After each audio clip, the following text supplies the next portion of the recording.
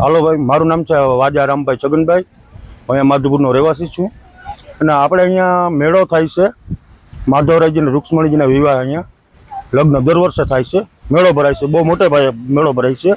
અને અહીંયા બીચ છે, માધવપુર બીચ.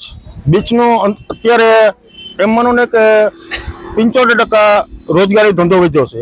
કેમ કે આ મેળો ભરાય છે. પાછું બીજા નંબરની અંદર ઊંટ, સાંડિયા, ગાડી આ તે બધી પ્રવાસીઓને સુવિધા મળે છે. અને પ્લસ કે અમારે આજે રોજગારી મેળવવા બહાર જવું પડતું, તો આજે આ બધી મેળો થાય છે. પછી આ ટુરિસ્ટ બધાને ખ્યાલ આવી ગયો કે અહીંયા માધુપુરની અંદર બીચ બહુ સાફ સુથરો છે. આવો બીચ ક્યાંય જોવા નથી મળ્યો. તો એના હિસાબે અમારે રોજગારી બી વધી છે અને બહુ સારું સરકાર વિકાસ પણ કરે છે. અને સરકારનો અમે આભાર માનીએ છીએ.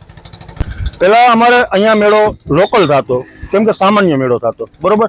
અત્યારે સરકારે આ મોટો મેળો કર્યો છે, એના હિસાબે અમારે પ્રવાસનમાં બી વધારો થયો છે અને બીજા નંબરની અંદર અમારા ધંધામાં બી રોજગારીમાં વધારો થયો છે.